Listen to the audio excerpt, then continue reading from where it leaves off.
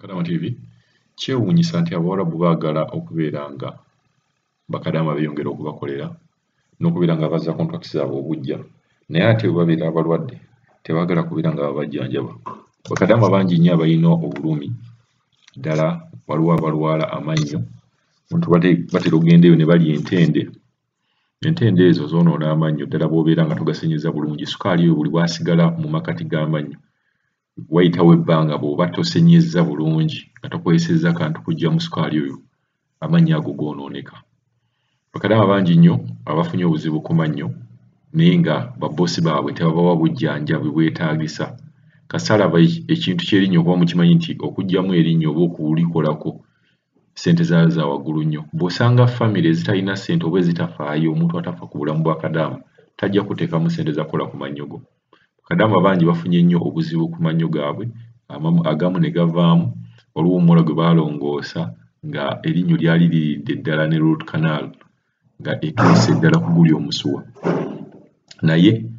boosi ye afa ku kimu kya kugamba nti nyongera onkolere yongera onkolere. So tubategeeza nti mufenga nnyo ku bulamu bwammwe era boosi atafa ku bulamu bwo naawe gezaako okubeera nga torenewinga contract mu famire eyo etafa ku bulamu bwo. Kadama gwe tugenda obaleetera naye alina obuzibu bwe bumu, babboosi be tebafa ku bulamu bwe wabula bafa ku bo kubakolera bintu byabwe bibasanyusa. Erinnyo lyamuluma dda bwe yagenda mu ddwaliro baagana omujjanjaba ate baagala abeere nga yeeyongera mu maaso okubeera ng'abakolera naye ng'ate ye erinnyo lyongera kuvunda kuba gitandika na limu lijjagenda lirwaze n'eddala ogenda okulaba ng'ogenda okuva e Saudi oba e Oman oba e Jordan ng'omuntu yalina amannyo nga gonna gavuddemu. Katuwulize Kadama. Komyeweera mbadde ku YouTube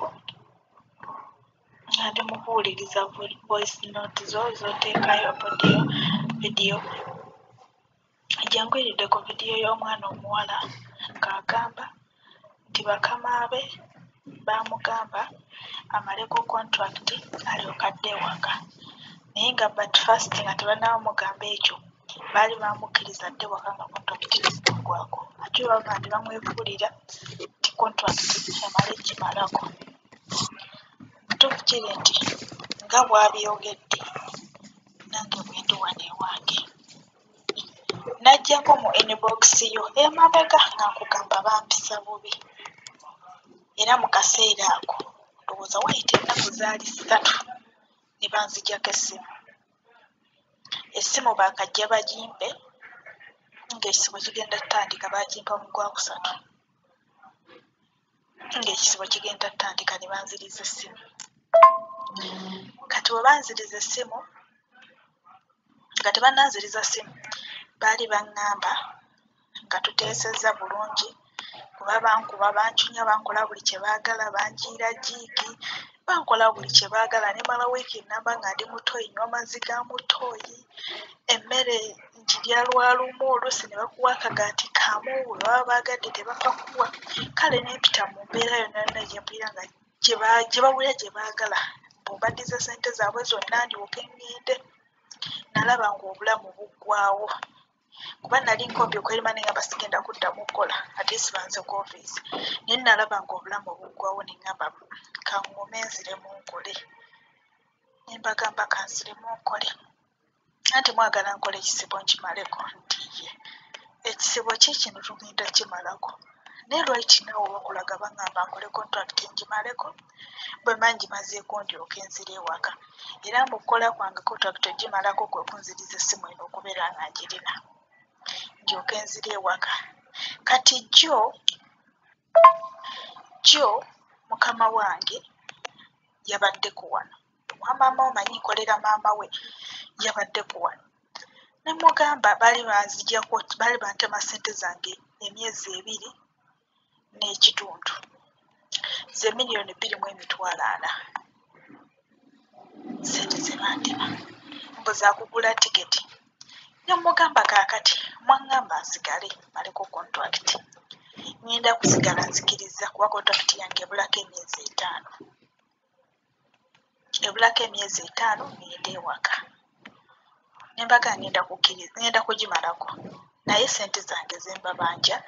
muzisindike ewaka zirabirire omwana wange kuba omwana wange mubaddeko naye bagamba ngenda kukola ku yaŋŋambye mbumalako emyaka 2 ndyoke nsindike ssente zo badde ano nga nkyabirowoozaamu sibitegeera ndi awo ndi byange naye ng'okuva kweyo embeera yonna gye nayitamu gye nayitamu Mr. Kadaama TV nga tebangulira kintu wanawaka nze mbyengulira nalwala erinnyo erimogokamogokamu nga lipuluma ndowooza abaali balumiddwako kulinnyo ndowooza Kadaama TV oba lyaliiko ng'erinnyo linnuma naye ng'olina okukola paka linatuuka ne ŋŋamba obulamu bwe bugagga ne bagamba mutwale banziggyemu erinnyo bansaba emitwalo 2 ne ntuuka mu ddala dokita n'aŋŋamba tagenda ddijjamu kubanga lyayatika male kumira ddagala nzikakkanye obulumi balyoke balijjemu baŋŋamba okulirongoosiza emitwalo 6 ne mbagamba mumpe eddagala eririkkakkanya paka lwe nnaddayo ewaka ne kati essaawa zino baŋŋamba nnyongereyo omwaka gumu ndyoke ŋŋende bakolera emyaka 3 giri 2 ne gino 3 kuba balaba kontrakiti kati eneetera okukola ki okuggwako